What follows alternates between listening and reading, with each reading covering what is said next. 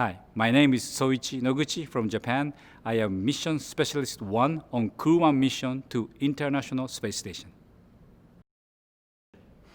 Well, my mission will be help support the commander and the pilot on spacecraft Crew Dragon. And of course, once I arrive on the space station, I'll be a board engineer and do lots of science and maintenance and spacewalks, robotics, all kinds of work.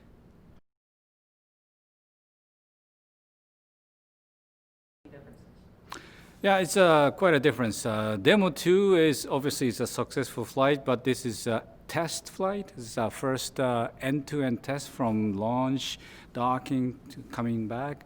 And of course, we are waiting for the safe return. But once after the return of the Demo 2, NASA will take a look at all the data along with the SpaceX, and then the NASA declares this is good vehicle to fly, maybe certification for the space flight.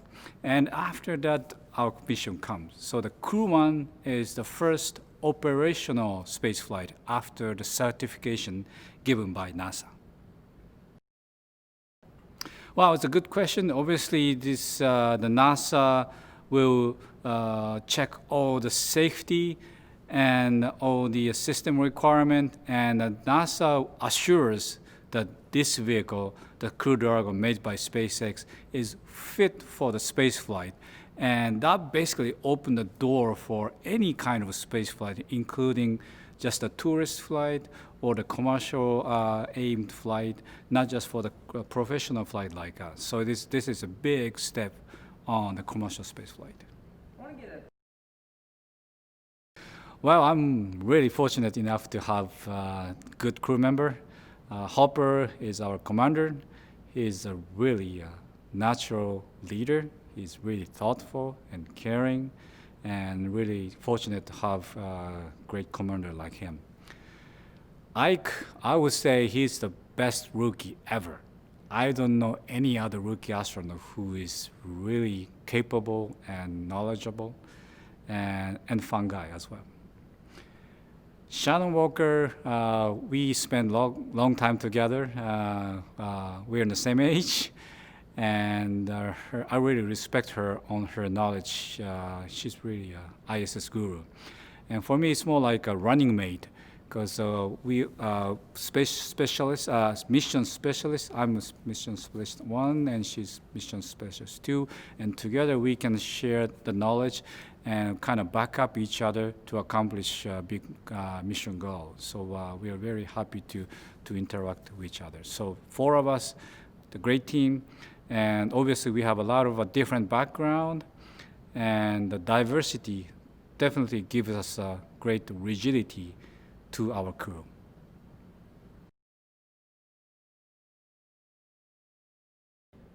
Right now, training is basically 2 parts. One is a lot of training as an ISS long expedition crew member, which involves science payloads, and also the maintenance task, and also some of the assembly tasks remain on the space station.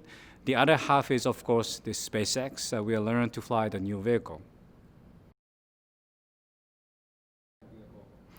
Crew Dragon vehicle, obviously the pretty successful launch on the Demo 2, and it shows it's definitely nicely designed, and it's very efficient way of doing business to going to the space station, and we really love it. Yeah, I was fortunate enough to fly 2 different vehicles so far, a space shuttle and Russian Soyuz. And this new SpaceX is obviously launched like a capsule. This is more like a Soyuz. And the docking sequences is quite resembling to the space shuttle. And landing is totally new. We're going to be splashing down into the ocean just like Apollo. So it's a little bit of a different flavor. It's a combination of all the space vehicle which mankind developed so far. So it's very exciting. The shuttle training here in Houston and the Soyuz training in Star City, Russia, obviously is a totally different approach. I personally like the way that NASA trained me on the first flight, but the Russian side, they train me from the scratch, start from the theoretical part to kind of build up to the operational skills. While space shuttle, you learn through the simulation and learn from the other crew member. So it's a totally different approach, and SpaceX has its own way. But each different method eventually make us good astronaut who can operate the system safely. Because ultimate goal is to return the vehicle with the same number of people go up and they come back safely. So it's all the same. Well, for the as a long duration crew member, you have to know not just the U.S. module, but all those each international partners modules: Russian module, Japanese module, European module, and of course the Canadian arm. So a lot of maintenance and also safety-related events are we have to know, and especially for the emergency type of scenario, the depressurization, fire, and toxic atmosphere, those kind of things you have to memorize, and you have to act as one team to counteract with the situation. And those type of emergency response training will take a lot of time, and that's a good team building opportunity as well. How does this compare? Well, I think having two different experiences so far definitely helps understanding the new system. And the space shuttle and Soyuz, obviously, it's a two totally different system, totally different design, the spacecraft. And I kind of feel the similar approach for like launch and launch escape is somewhat similar to what the Soyuz guys doing. And rendezvous approach and the way they dock is, I feel, the same philosophy as the space shuttle. But the important thing is this is brand new, design from scratch, 21st century spacecraft. So I have a knowledge of space shuttle and the Soyuz, but I don't want to stick to those old experience. We are learning a new system, and this is a new design. And obviously, the SpaceX did a very nice job designing the new spacecraft.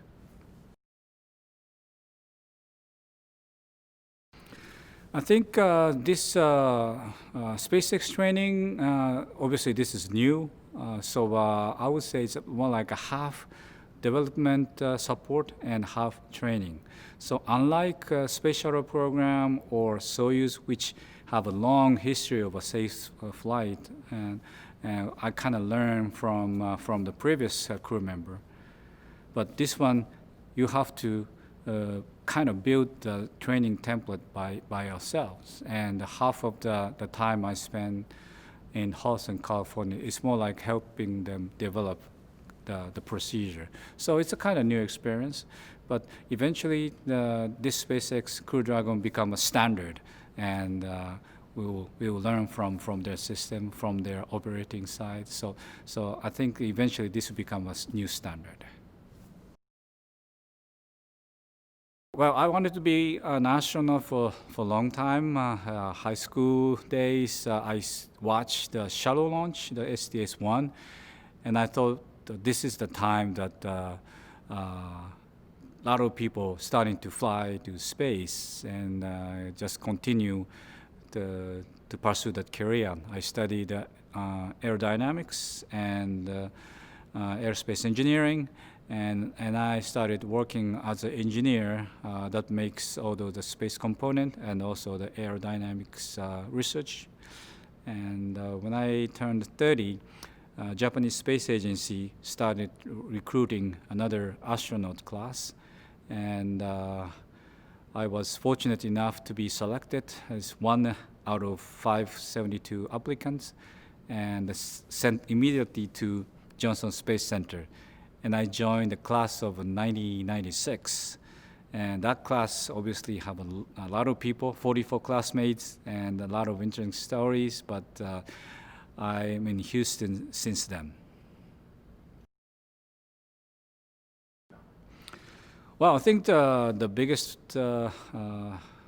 thing is to be an astronaut is the motivation. You know, you have to be motivated, highly motivated, to become an astronaut, and you study physics, you study math, but you have to keep your aspiration to fly to space, and that's the main thing. Yes, I have my lovely wife and 3 daughters, and they are now in Japan. Of course, in this situation, COVID-19, they are not freely come to here, and I don't have much chance to go back to Japan. So that's kind of a separation. So that's one tough situation for me, but we'll be together, although we are physically separated. Yes.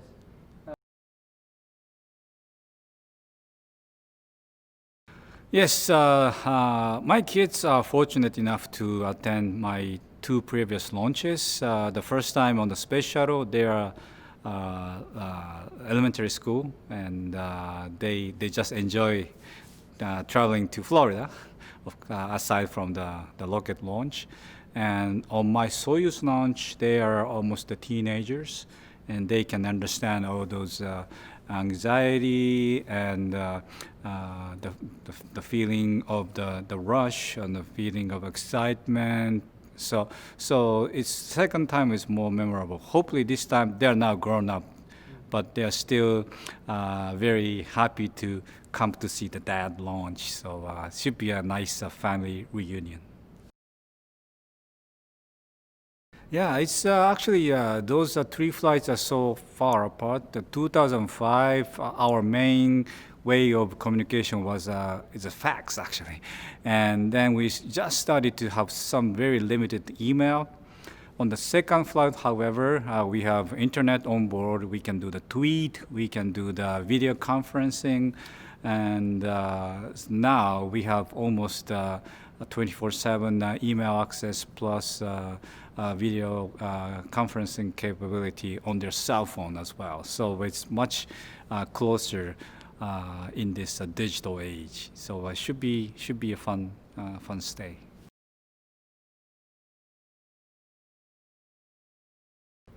Yeah, I think that's one good thing about the digital evolution. Obviously, as the technology evolves, it's much easier to communicate, and it's convenient for them as well. Before, I remember that on my first flight, my family has to come to the Space Center to hear all those conversation. And second time is because it's Russia, there's somewhat limited. Now everything you can stream it on their cell phone, and emails pretty much stress-free. So definitely the IT advances is doing a big favor for us for the family communication between space and Earth.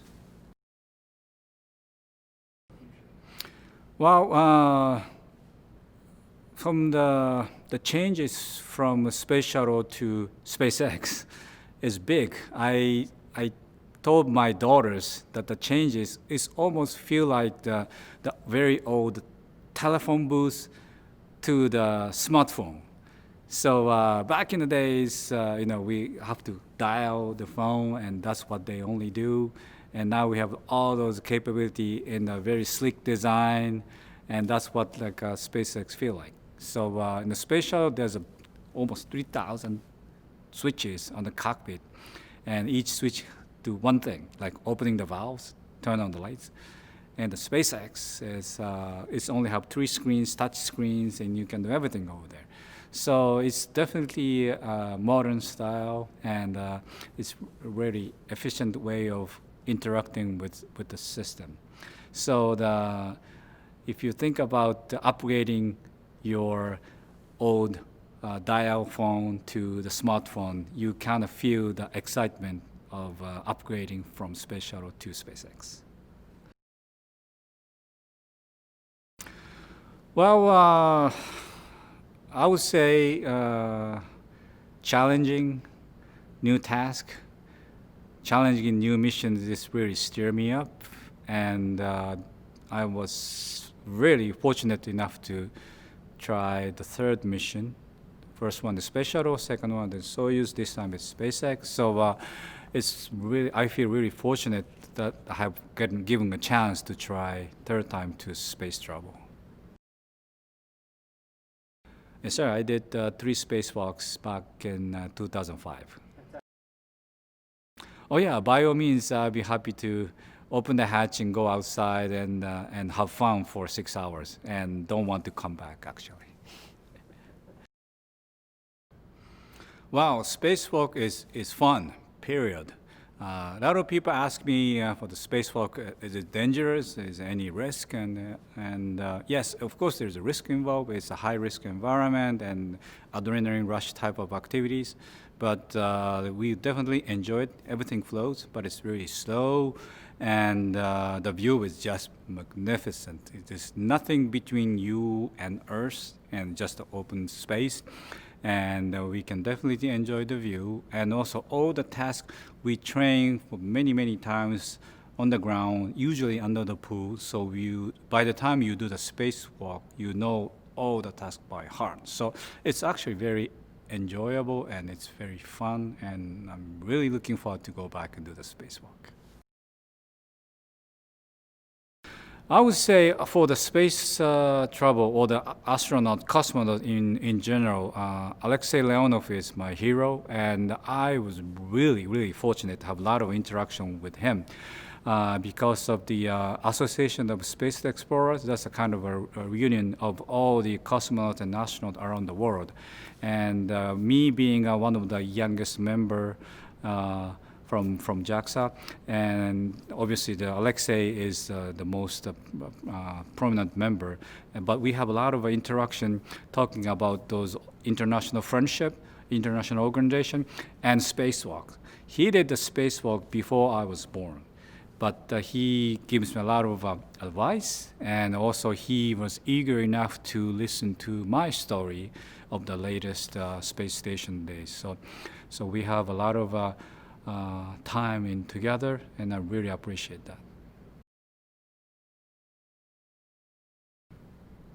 This mission is all about international cooperation. My role in this flight is to accomplish safe return of the Crew Dragon. Throughout my time on board space station, I'll dedicate my time to the advancement of the science. Together, we will overcome all the obstacles. All for one, crew one for all.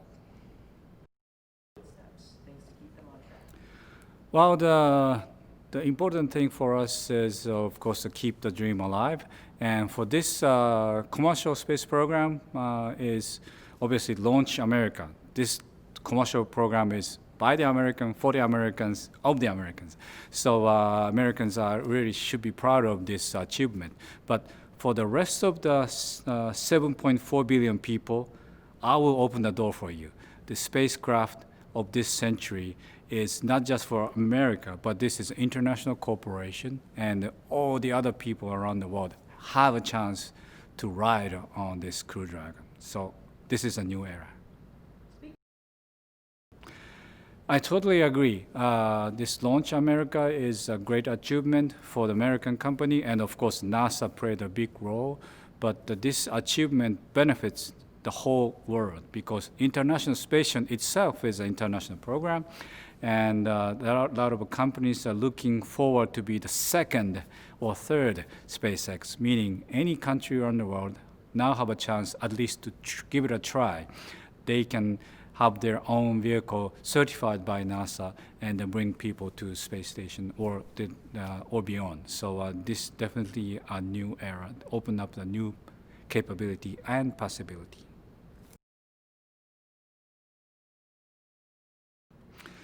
Obviously, the launch day is different from the day before. You wake up and you try to feel like normal, but obviously you know you're going to space that day. And all the sequence from medical checkup, suit up, walk out to the pad, and arriving at the pad and getting to into the capsule. Everything is different. Although we do lots of dress rehearsal type of training, the launch day is different, and I'm really looking forward to go back to that launch day.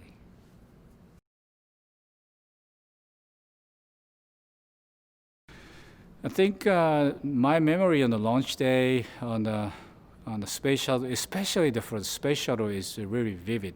You know, we visit the launch pad many times and see a lot of people, lot of technicians working around the vehicle. But on the launch day, it's only you and the support closeout crew, and all the rest of the people is outside those 3-mile perimeter. So there's nobody around the launch pad, and the vehicle is definitely like living creature. All the pipes, all the pipelines are alive, and there's a fueling going on. So I really remember the morning of the launch day, arrive at the pad. Hey, this vehicle is alive and waiting to go up. So I kind of expect the same kind of excitement on the launch day to the 39A with the Crew Dragon.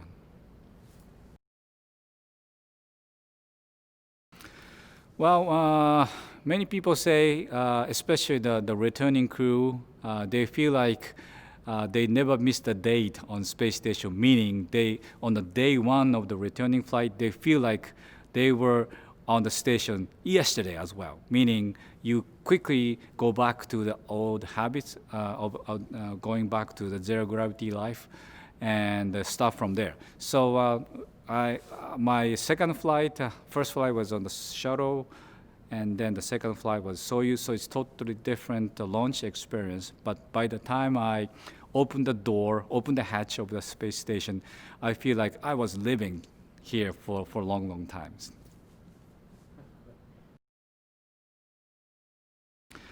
My first flight was 2005. That was on the space shuttle, Discovery, STS-114, and that was 2 weeks flight. And we have 5-year training for the next flight, and my flight was 2009, end of 2009. That was on the Russian Soyuz, and was launched from Baikonur. So it's roughly 5 years between those flights. My Soyuz flight lasts about 5.5 months. I launched the day before Christmas, and I come back a few days before a few days after June. So yeah, roughly 6 months. Fantastic. And able to get that installed, or? Yeah, during my stay, we have a space shuttle, STS-130, came up and then installed the cupola. That was quite a game changer. Before that, we have a smaller window, and everybody's kind of cram in and fight for the view. And now we have a big window and sub windows, and a lot of astronauts just glued to the window and take photos and videos and do the video conference with the family. So that was quickly changed our quality of space station life. One of the fun moments is on my first flight, I flew with Steve Robinson. He was EVA together, so it's a good friends on the space shuttle. And he comes to the space station with the cupola. So we open the window, and then he picked up the guitar and he played a song for us. So that's a great moment that we have enjoyed the time together.